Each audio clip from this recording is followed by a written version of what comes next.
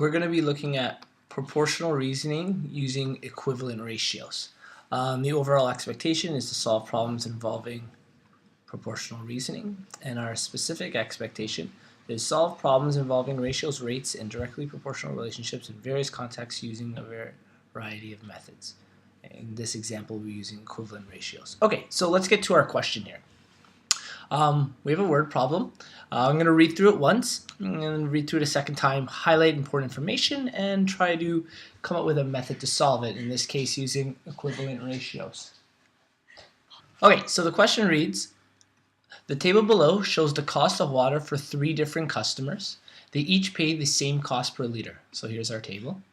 And it says here that Gabriel pays $46 for water at the same rate, so the same rate of the other 3 customers. Determine the number of liters of water that he purchased. So let's read it a second time and highlight what is important.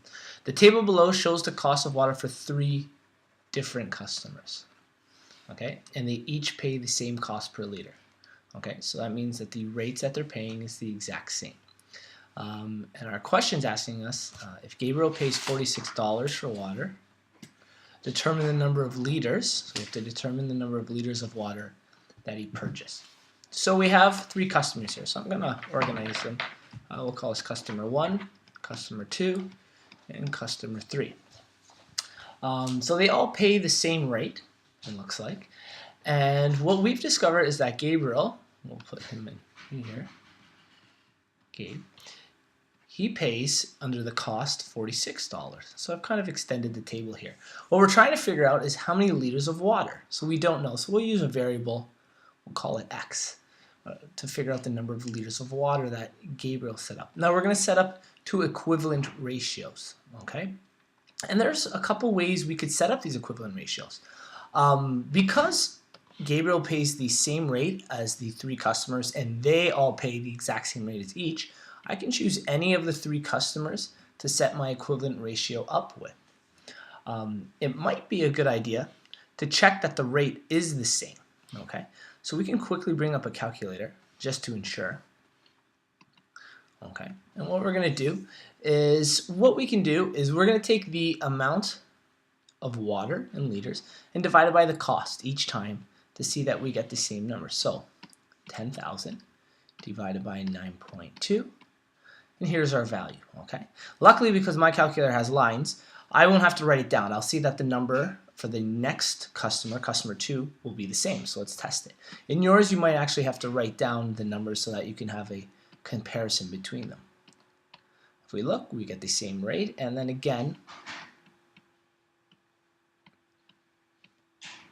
boom. So all 3 customers pay the same rate, and Gabriel pays the same rate as them. Okay. So what we'll do is we'll set up, like we said, equivalent ratios. And that was just us checking to make sure everybody pays the same rate.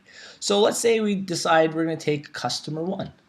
Okay. Well, customer 1, what we're going to do is, and we're going to set it up his liters over his cost. Okay. So if we have his liters over his cost for customer 1, that's 10,000. Okay.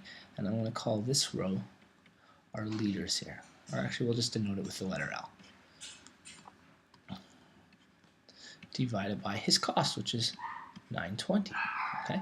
So on the bottom of our equivalent ratio, we have our money. And we're going to say that that is equal to, for Gabriel, his liters are unknown, right? We have that letter X to represent the unknown variable here. We don't know how many liters he purchased, but we do know he paid $46. So here's one of the equivalent ratios we could have set up in this case. I'm going to take this and just move it to the bottom of the page, and I'll know that you can't quite do that on yours. I'm going to move it because I want to show you that there's another set of equivalent ratios we could have set up. So if you notice, I kind of organized the columns, that's vertically, by the person, customer 1 and Gabriel, we'll say. I could have also organized it possibly by, let's say, well, I guess we'll do liters, blue. We could have done liters and money and had actually the 2 names, maybe customer 1 and Gabriel, as our roles. So customer 1's liters were 10,000, we knew that, divided by Gabriel's liters. Well, Gabriel's liters is our value of X here, that's our unknown, is equal to, what were the money? or what was the amount that they spent. Customer 1 spent $9.20 divided by what Gabriel spent, which was $46. Okay, so I'm also going to take this. We're going to do kind of a side-by-side comparison as we solve them. So if you've noticed, I've set up two sets of equivalent ratios. Both of them we're trying to isolate for the variable x. Okay, so what we'll do in the first one is I'll solve the one on the left. We'll call this number 1 and this number 2.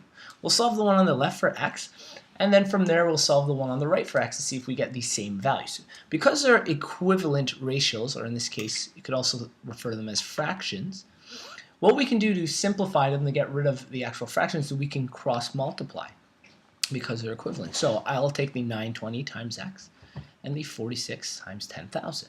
Okay. So on the left side, the equal side still stays down here in the middle.